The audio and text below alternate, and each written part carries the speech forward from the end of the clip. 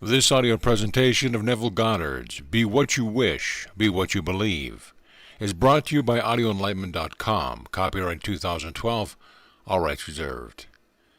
Be What You Wish, Be What You Believe, radio talk from July 1951.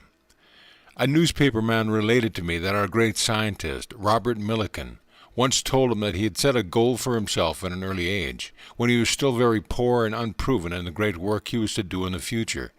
He condensed his dream of greatness and security into a simple statement, which statement implied that his dreams of greatness and security was already realized. Then he repeated the statement over and over again to himself, until the idea of greatness and security filled his mind and crowded out all other ideas of his consciousness. These may not have been the words of Dr. Millikan, but there are those given to me, and I quote, "I have a lavish, steady, dependable income, consistent with integrity and mutual benefit. As I have said repeatedly, everything depends upon our attitude towards ourselves. That which we will not affirm as true of ourselves cannot develop in our life." Dr. Millikan wrote his dream of greatness and security in the first person, present tense. He did not say, "I will be great, I will be secure," for that would have implied that he was not great and secure. Instead, he made his future dream a present fact. "I have," said he, "a lavish, steady, dependable income, consistent with integrity and mutual benefit." The future dream must become a present fact in the mind of him who seeks to realize it. We must experience in imagination what we would experience in reality in the event we achieved our goal. For the soul imagining itself in a situation takes on the results of that imaginary act. If it does not imagine itself into a situation, it is ever free of the result. It is the purpose of this teaching to lift us to the higher state of consciousness, to stir to the highest in us the confidence and self-assertion. For that which stirs the highest in us is our teacher and healer. The very first word of correction or cure is always, "Arise." If we are to understand the reason for this constant command of the Bible to arise, we must recognize that the universe understood internally is an infinite series of levels, and man is what he is according to where he is in that series. As we are lifted up in consciousness, our world reshapes itself in harmony with the level to which we are lifted. He who raises from a prayer to a better man, his prayer has been granted. To change the present state, we, like Dr. Millikan, must rise to a higher level of consciousness. This rise is accomplished by affirming that we are already that which we want to be, by assuming the feeling of the wish fulfilled. The drama of life is a psychological one, which we bring to pass by our attitudes rather than by our acts. There is no escape from our present predicament except by a radical psychological transformation. Everything depends upon our attitude towards ourselves. That which we will not affirm as true of ourselves will not develop in our lives. We hear much of the humble man, the meek man, but what is meant by a meek man? He is not poor and groveling, the proverbial doormat as he is generally conceived to be. Men who make themselves as worms in their own sight have lost the vision of that light, in the likeness of which is the true purpose of the Spirit to transform this life. Men should take their measurement not from life as they see it, but from men like Dr. Millikan, who, while poor and unproven, dared to assume, "I have a lavish, steady, dependable income, consistent with integrity and mutual benefit." Such men are the meek of the gospel, the men who inherit the earth. Any concept of selfless than the best robs us of the earth. The promise is, "Blessed are the meek, for they shall inherit the earth." In the original text, the word translated as meek is the opposite of the words resentful and angry. It has the meaning of becoming tamed, as a wild animal is tamed.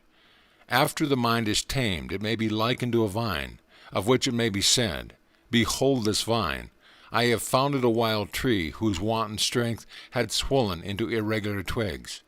But I pruned the plant, and it grew temperate in its vain expanse of useless leaves, and nodded as you see into these clean, full clusters, to repay the hand that wisely wounded it." A meek man is a self-disciplined man. He is so disciplined he sees only the finest.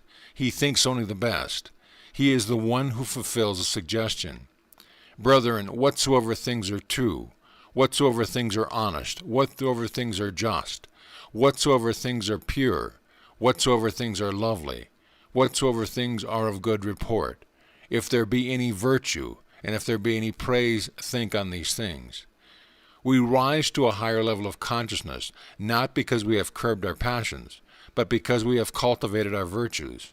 In truth, a meek man is a man in complete control of his moods, and his moods are the highest, for he knows he must keep a high mood if he would walk with the highest. It is my belief that all men can, like Dr. Millikan, change the course of their lives.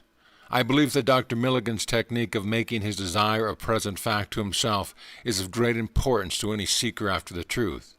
It is also his high purpose to be of mutual benefit. That is inevitably the goal of us all. It is much easier to imagine the good of all than to be purely selfish in our imagining. By our imagination, by our affirmations, we can change our world. We can change our future. To the man of high purpose, to the disciplined man, this is the natural measure. So let us all become disciplined men. Next Sunday morning, July 15th, I am speaking as the guest of Dr. Bales at 10:30 at Fox Wilshire Theater on Wilshire Boulevard near La Cienega. My subject for next Sunday is Changing Your Future. It is a subject near to the hearts of us all. I hope you will come on Sunday to learn how to be the disciplined man, the meek man, who changes his future to the benefits of his fellow man. If you are observant, you will notice a swift echo or response in your every mood in this message, and you will be able to key it to the circumstance of your daily life. When we are certain of the relationship of mood to circumstance in our lives, we welcome what befalls us. We know that all we meet is part of ourselves.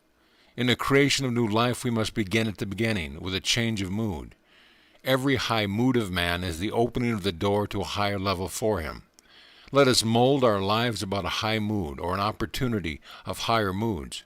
Individuals, as well as communities, grow spiritually in proportion as they rise to a higher level.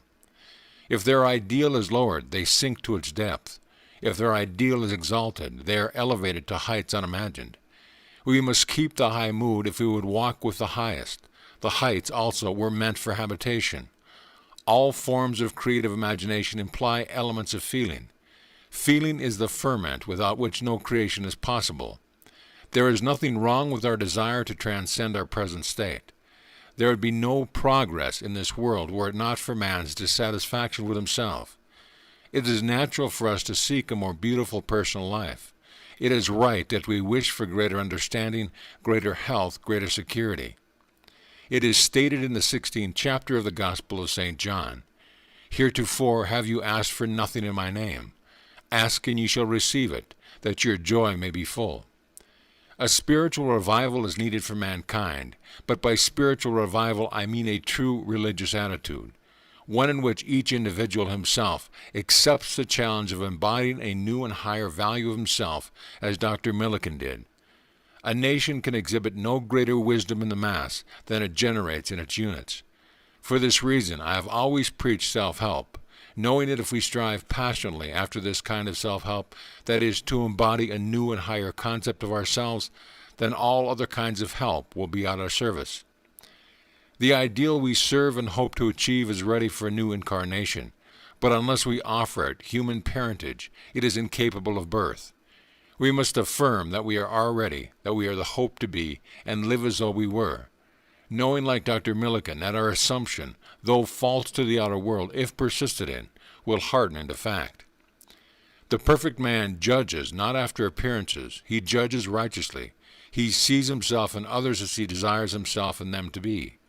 He hears what he wants to hear. He sees and hears only the good. He knows the truth, and the truth sets him free and leads him to good. The truth shall set all mankind free. This is our spiritual revival. Character is largely the result of the direction and persistent of voluntary attention. Think truly, and thy thoughts shall the world's famine feed.